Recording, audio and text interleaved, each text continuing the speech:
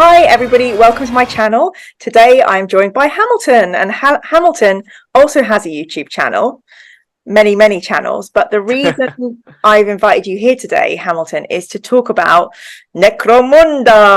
That's the one. That's the one. Necromunda, the best game that Games Workshop's ever made. I'm That starting the won't, controversy early.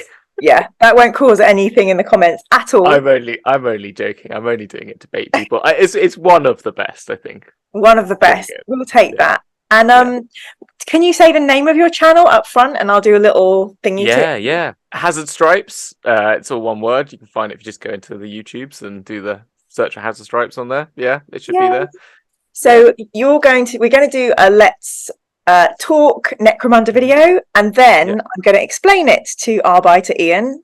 If you'll pick the call up, the video call, and I'm very concerned because he knows way more than I do about Necromunda, so I feel like I really need to try my best to give you as much information as possible, well, so that it sets you up for a good chat with him. thank you. Yeah, I mean, everybody.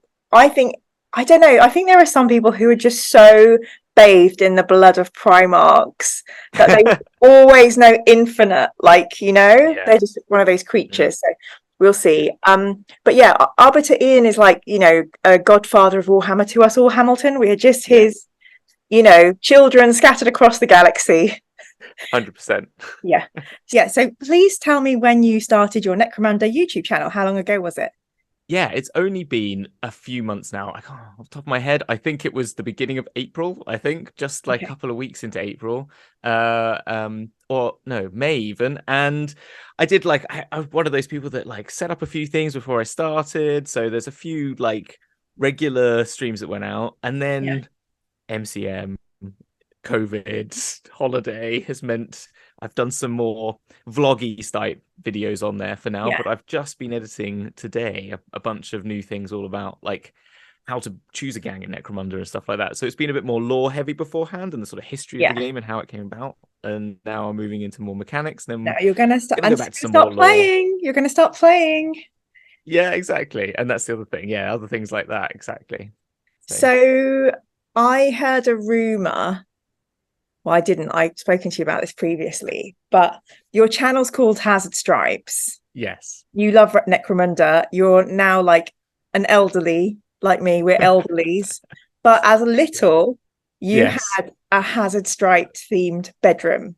I did, Could yes. you tell us a little bit about this? The origin story, The please. origin story, yes. So it's not surprising that I got into Necromunda when, at the time, my bedroom, my favorite colors are yellow and black. Like not just from Necromunda, just is always been. I've always liked And bees, wasps, and yeah, so not yeah, and separately, black and white.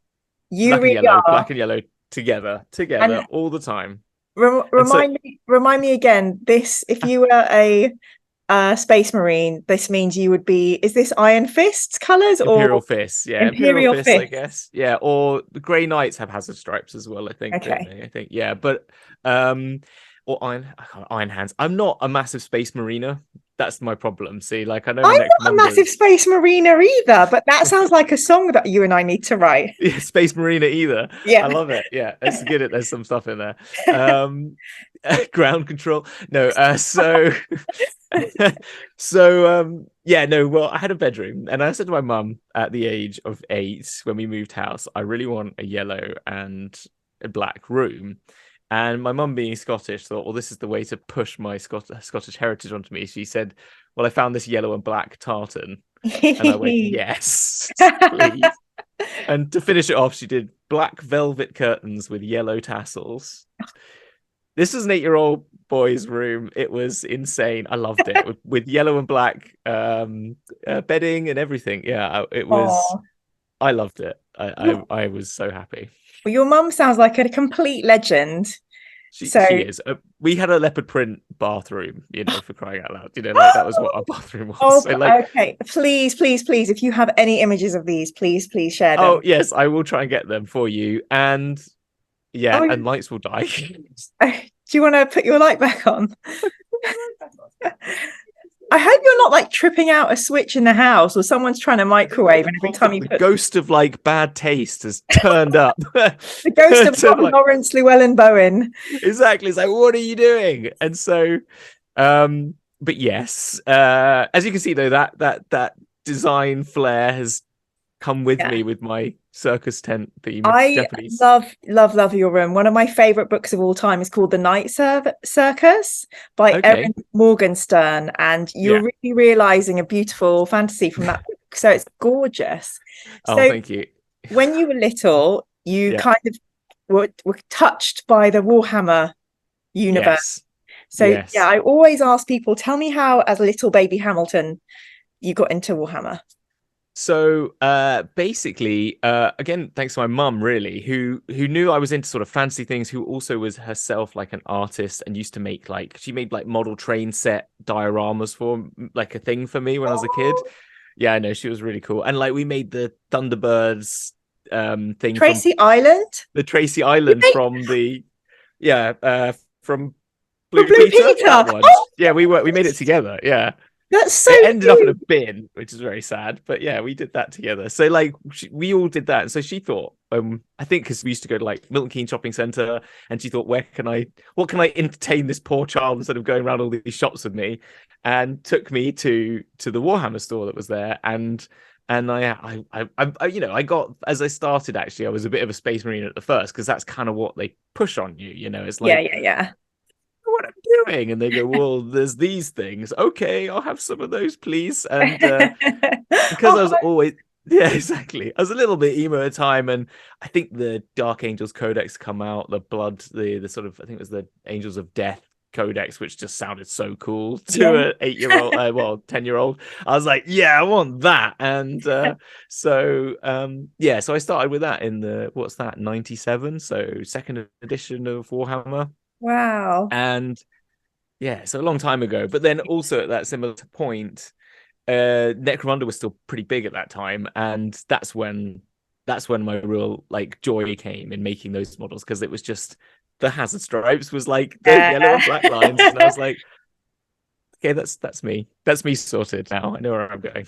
So those hazard lines and Necromunda kind of like, this is how we're kind of talking today, because one of my first, I still don't know how to play 40k. If you gave me an army, I wouldn't know what to do with it. But I did have a lovely chat with somebody about Wartime, a guy called Stuart Cresswell, and I spoke to Tuomas Pirinen, who made this game. So I'm aware that there are these things, and you don't have to have like a full army of like thousands and thousands of points. You can have skirmish bands. So is Necromunda a bit like that? What's the elevator pitch? How to describe it? Well, elevator pitch is that Necromunda is the progenitor to Mordheim. Mordheim is like the Warhammer Fantasy version of Necromunda. So like so it's set on the Hive worlds, which there are multiple versions, millions and billions of in the universe of the Empire and Imperium of Man, and they are these worlds that have, through different machinations, become completely devoid of life beyond these hive cities, which are these sort of termite mounds which house billions of people in them, that sit desolate along the wasteland, where between them is just Mad Max apocalyptic. If you know what I mean. No fun out there. Even less. Well, lots of fun. It depends on what your definition of fun is, I guess. I mean, if you like riding on crazy machines and doing the Mad Max thing, then it's fun. But if you wanna, they have like manta rays mixed with alien like face huggers, like in the Necromunda ash waste. So you know, like you can imagine that. Like it isn't that fun, but and the idea in Necromunda is it takes that sort of more human scale. I mean, you know, you spoke to Dab Abnett, and you know, you sort of the stories of Ravener, those sort of high. There's some sort of areas that they go to, those sort of more densely populated worlds, where everything's a little bit more grimy and a bit more cyberpunky, but on a very gothic edge. It's in one of those worlds that you find that there's sort of, in this pyramidal structure at the top, there's the spires with like all the rich and fancy people, and then they, through proxy wars, basically get power and play off each other and make more money for the Imperium by getting their gangs to fight for them. and that's what you play is the gangs, and you can play some Always of the those. way. We've just been reading Yeah. Gaunt's Ghosts, and all the Oh poor yeah. ghosts have to go and do the slogging, and meanwhile the officers are having, booze and Yeah. going, ha, ha, ha, let's just waste 50,000 men. So tell me about these gangs, because Yeah.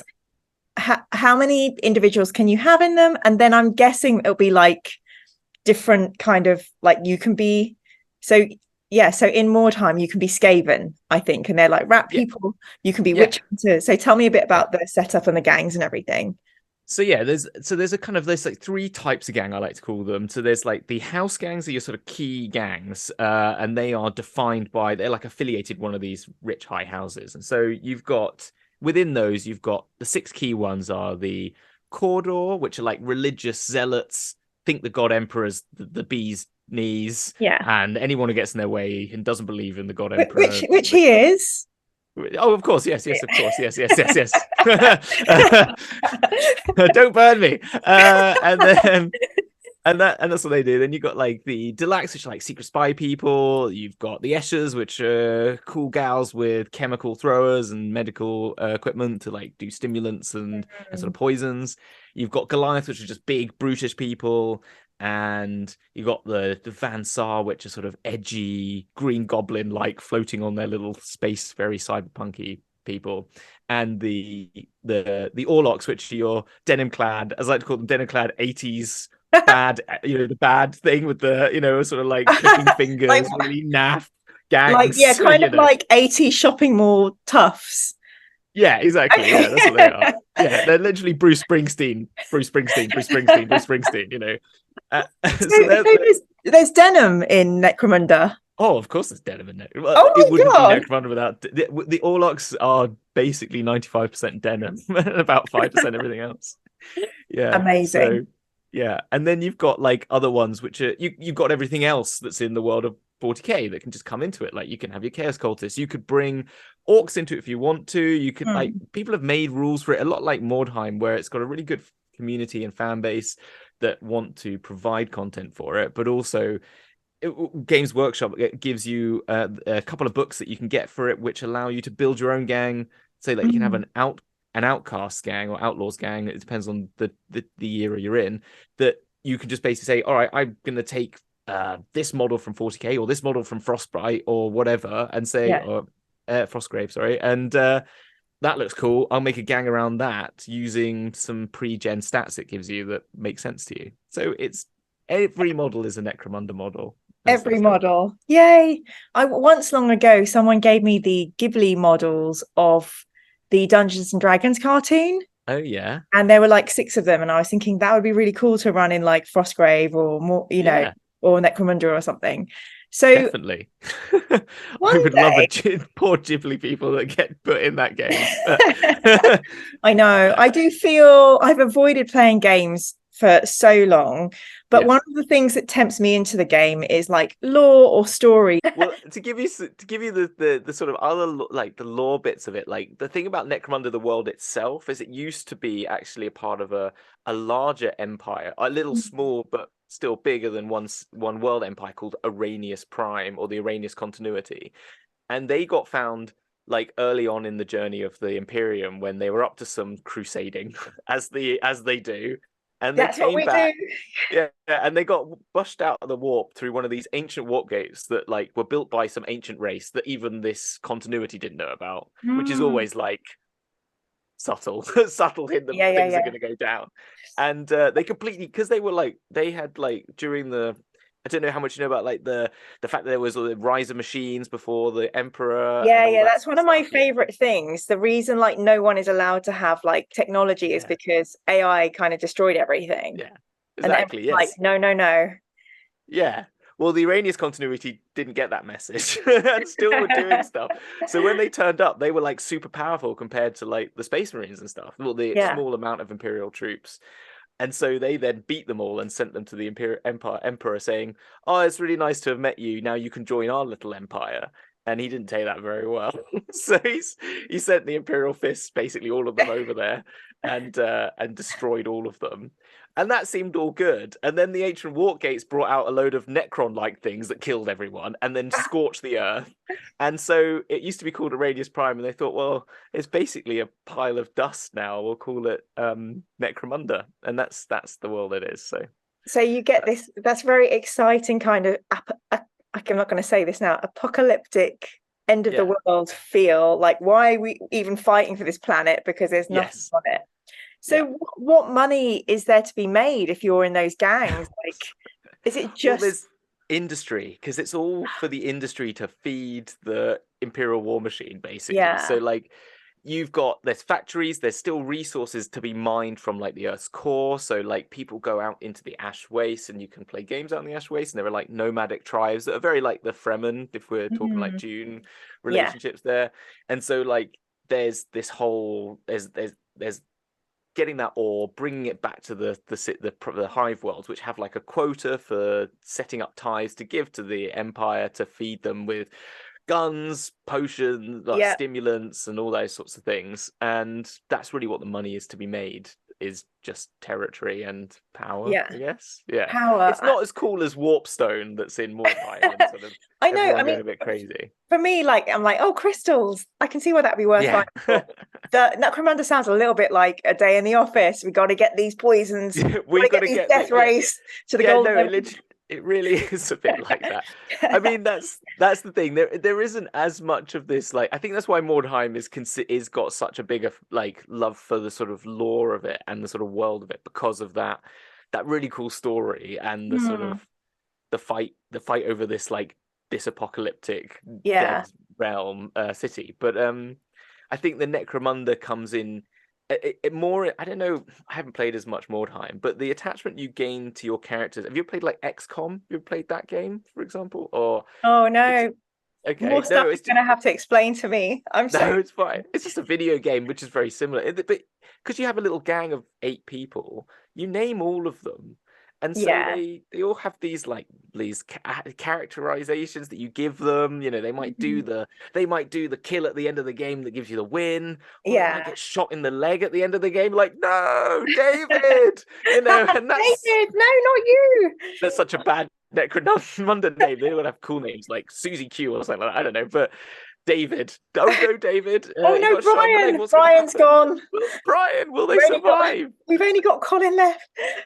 But exactly. That's really interesting. So are Necromunda names like cool sci-fi 80 names like Zach, Boff? Well, you can name them yourself. It depends. I like so my Escher's gang are all something like Susie Q is one. So one of them, but I've got like I'm really bad with keeping names, but I've got Queen Bee is the leader because they have matriarchs. I call them Queen Bee, and then there's Susie Q. There's Pyra, who's the flamethrower girl. So she's that. Very and good. So, like, very good. They're all like that's. I took a theme. You normally take a theme. So I know someone. There's another channel called the Painting Phase that are doing some Necromunda, and I know that they've got all their corpse grinders are based on like Mr. Sirloin and Mr. Rump and all that sort of stuff. And you can do like that. So I think the whole Mr. Brisket.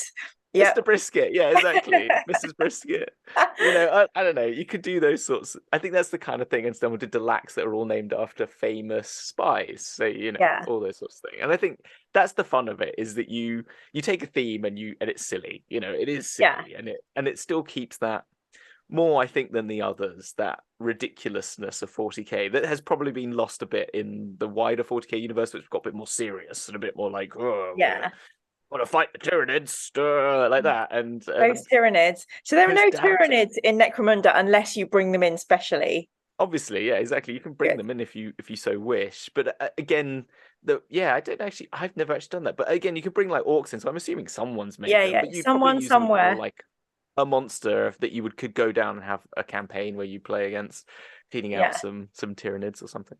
So this is like apropos of nothing, but I know that you love architecture. It's like something you do. You play Escher's because you're obsessed with Escher and his never-ending staircase. I made that up. It's not true. You did make that up. Yeah. So one of the things Thomas mentioned in Wartime was that they wanted to have levels. So they had this idea to have bombed out houses. So then people could sneak into the buildings and be higher than other people. And so did Necromunda come first, or? Yes, it did. So is Necromunda level then mostly? It's got multiple tiers, and you can snipe and you can move up, and there's some people with jetpacks and people can jump high. And like I said, you got floaty people, the Van Sar, which look like the Green Goblin on their little like flyer thing. So it's a 3-dimensional game. And the first game when it came, that was part of the thing that made that first game really amazing, was that the little box set came with this amazing terrain that was all cardboard with plastic corners that had like these tiers and stuff like that. So it was really good. Cool. I'll try and find a picture and do the thing where you put a picture over the video as we're talking about that. That's cool.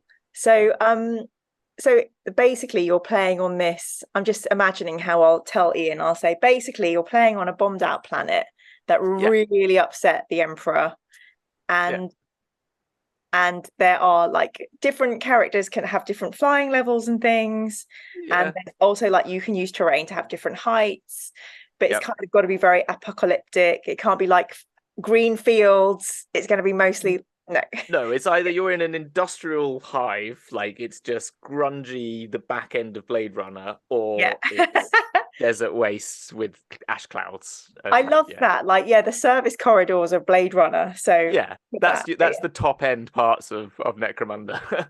Amazing. And are there like tournaments for this game? Or I mean, I've never got into the whole tournament scene. Like, I've done some campaigns and they're really fun, and that's like, and it's much nicer. But I don't take it seriously enough. Like D&D, I don't take anything I do seriously enough to get into like, the proper tournaments. But there are like everything. Yeah. So let's talk about like, is it like a game of luck, strategy, or skill?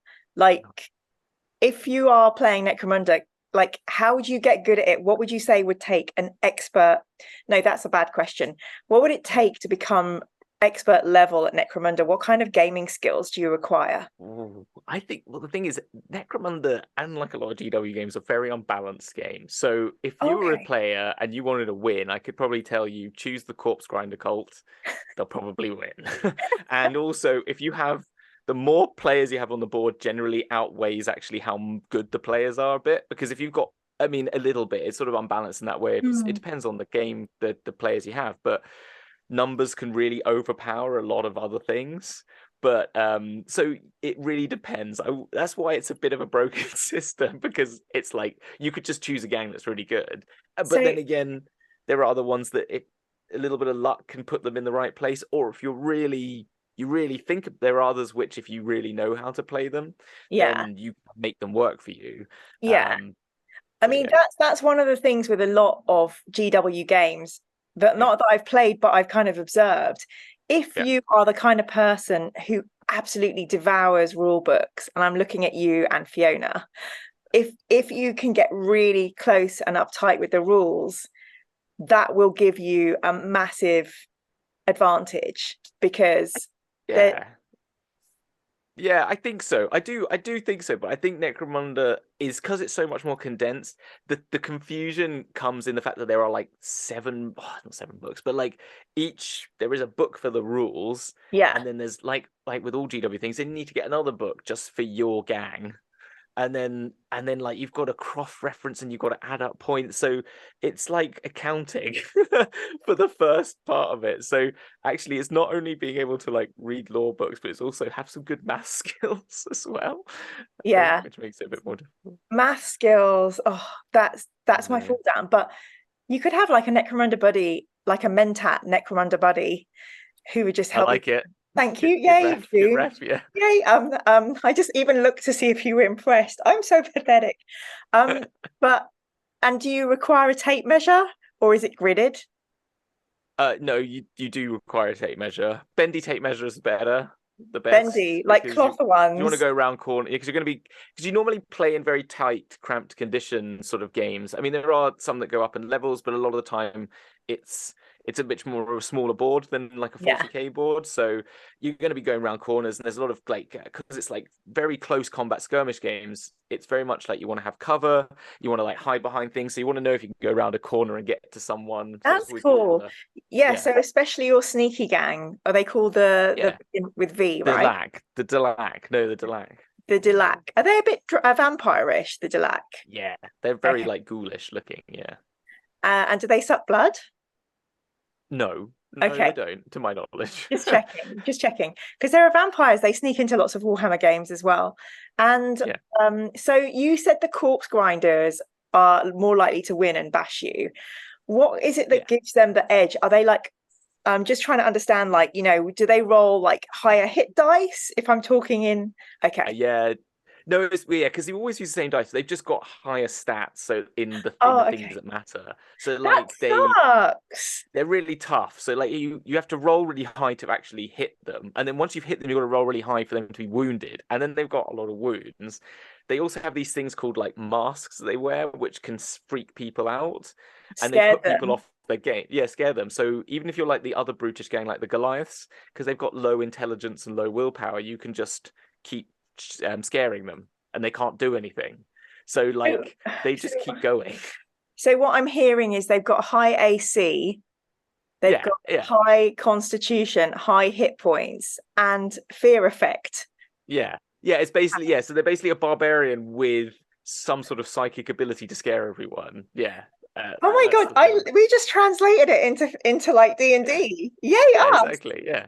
Well, That's I do that. If you watch my videos, you can see that I've done that a lot. I've like, there's a lot of, it's how I process it a lot as well now, because I've got so much more into that. Now I'm coming back yeah. to this. Because when I played this when I was a 10-year-old, we just didn't play the game. It was just like, oh, we'll just roll fours, and if you hit, you roll fours and you Yeah, take yeah, damage. yeah. And very simple, yeah, 4-ups sort of I games. mean, I'll But be honest, I have watched your videos and I just wanted to make that revelation for my channel.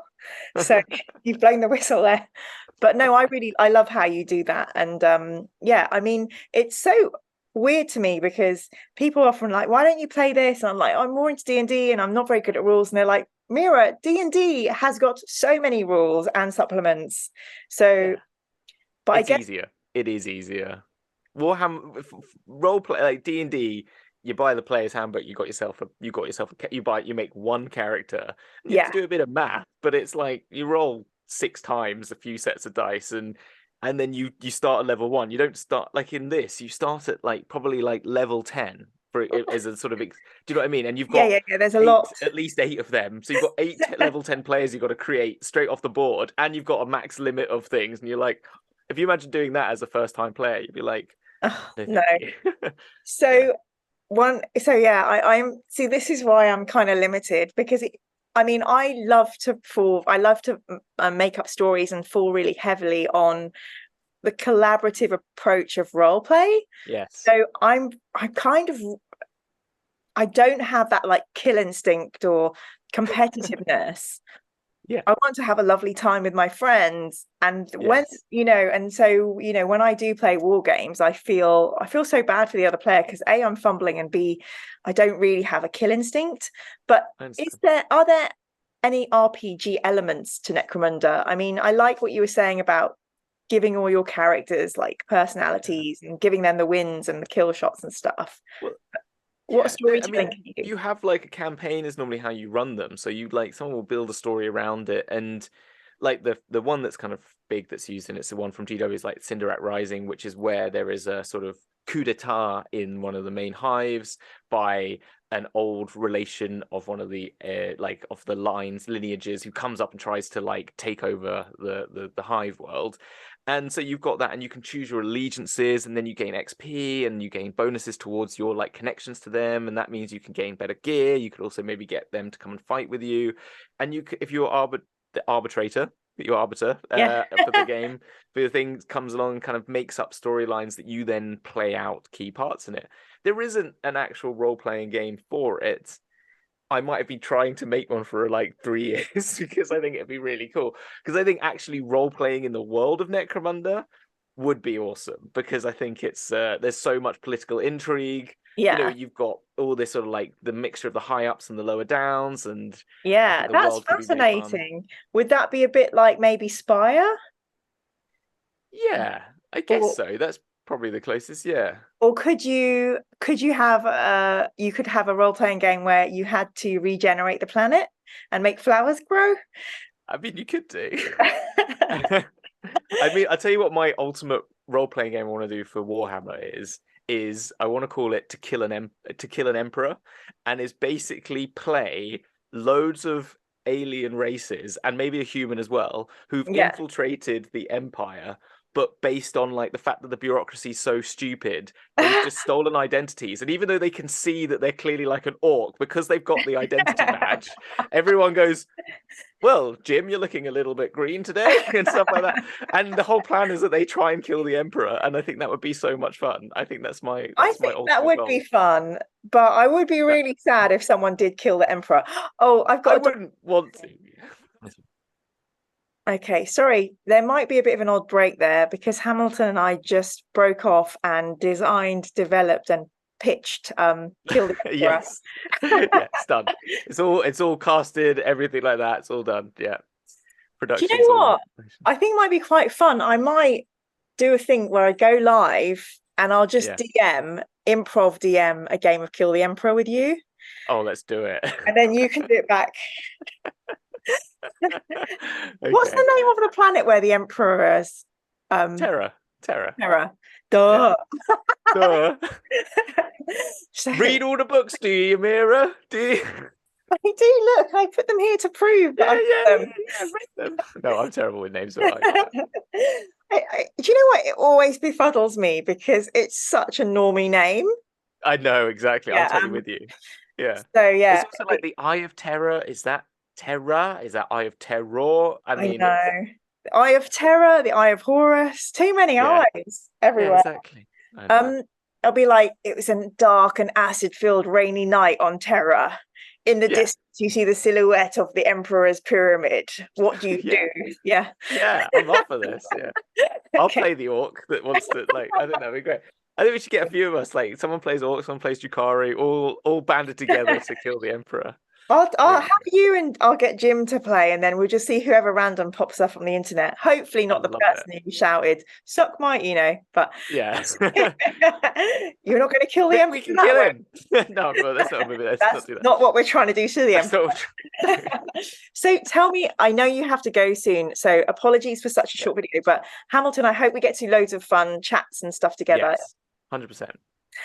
So please tell me about the projects that you have coming up, because I know you've inveigled your friends along to come and play with you, and you have really Yes. exciting plans. So if you can tell Yes. me about your game plans and a little bit about your channel, Necromunda channel, Hazard Stripes, and then I'm going to say at the end to do your lovely long list of all the other creative game stuff you do. So Okay, cool. yeah. All right. Well, so yeah, as I said, we started all the lore. We're looking into how to choose a gang, and then we're going to go back into some lore about the gangs themselves. So just go into, because they've got lots of stuff going on between all of them.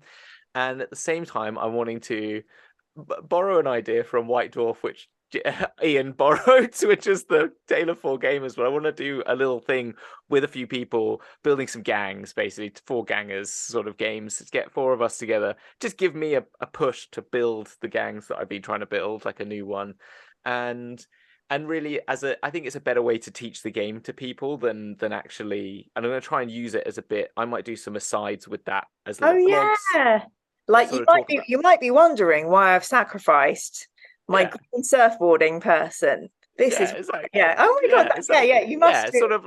Yeah, and some asides on like how I'm building this gang, because I'm going to build a gang from scratch, sort of thing, not one of the key gangs. So that will teach people a little bit about how you could do that as well. And then and that's the sort of key plans for the near future. I'd like to do some more streaming of games as well. I've got all the Necromunda games and the Mordheim game, the video game. So I'd like to do that. So that would be kind of fun as well. So yeah, that's the plans for the channel at the moment so far. I'm sure I'll add 20 more things onto it by the end of the week. I mean, I would love to maybe try and play a game of Mordheim with you one day. I could definitely. I'd love to do a one shot. You know what? I do fear the long campaign. And one game of it. I've got some. I need to finish off my. I've got some Chaos Knights that I think you can use in it. So sweet. I'll bring the crystals. I'll bring the warp stone. So and then you also, I mean, kind of how I know you is because you and my amazing flatmate Fiona have some really exciting podcasts and things going on. So can you tell us a little bit about all your other channels and things that I can bring people to? Sure, yeah. So I co-host with Fiona the DM's Book Club, which is a weekly podcast where we talk about some Dungeons and Dragons and how you can fit it into your role-playing campaigns.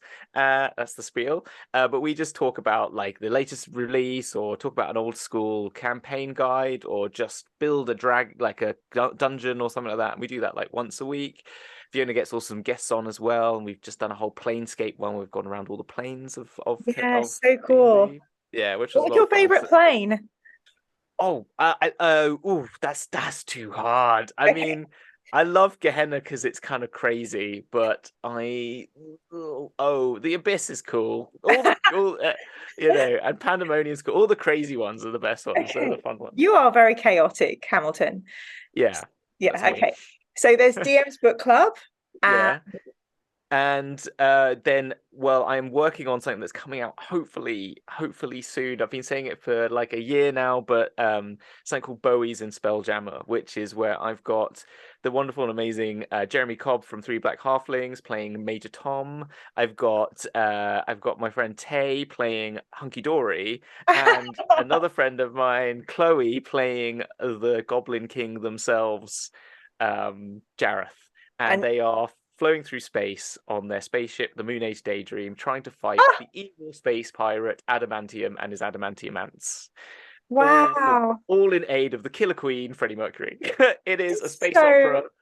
It is a space opera in D&D. It's a rock opera in space in Spelljammer, with everyone playing different variations of Bowie, going up against the Illithid Empire, and there's gifts, and there's all the Spelljammer stuff. And so exciting. And would you play Thin White Duke Bowie if you got to play, or who would you? Yeah, see, the problem is Thin White Duke Bowie has got some problematic issues, so we're not having them in. I didn't know that. I didn't know that as well. One of my favorites, like I've got Thin White Duke album, the pre-Genitor of Thin White Duke album, but Station to Station. But then I realized I when researching into it, there's actually Bowie went on a bit of a bad tangent around that point, which he's apologized for later. But I think, so I know, but maybe he'll be there'll be an antagonist at some point. I think maybe the Thin White Duke. But we did have Ashes, who's a cat person to Paxi. We've got Diamond, the canine. There's Duncan, the gadabout. They've got Joe's. They've got everyone's got they meet Dylan. We've got Major Tom's got Zappa in their head. It's like I think I would be like I would probably be Iggy Pop just popping out. Yeah. Or just I would... as Iggy Pop. Yeah, definitely. Yeah. Tony Visconti, I don't know, I could be a passenger. Exactly. Or I would probably be 90s David Bowie just discovering jungle. Oh yeah, yes. Earthling. Earthling, David Bowie. Yeah, you could be the Earthling. I mean, the other one that I wanted to make a baddie, but I think I'm gonna bring them later was what's his name? With his obscure cards. What's his name? Gosh. I know. Is it Phil Spector? No, not Phil Spector. No, I know it's another producer. Because I used to do music, and there would be producers who'd pull out a Bowie card, and I think, oh God, and it'd be something like stare at a wall and sing what the wall would want to hear. Yeah, exactly. Yeah, those ones. Yeah. Well, Brian Eno. There we go. Well, I think we probably peaked the volume there. If that was me, I think we have. I think that's the way to end. Screaming Brian Eno. But I would love to, when you have Bowie up and coming, please come on the channel and we'll talk about it. And and thank you so much for being so patient. Hopefully we'll hang out again soon. Definitely, love to come back, and I hope the chat goes well with Ian. I hope it goes well. Thanks so much, Hamilton. All right then. Take care. See ya. Bye bye.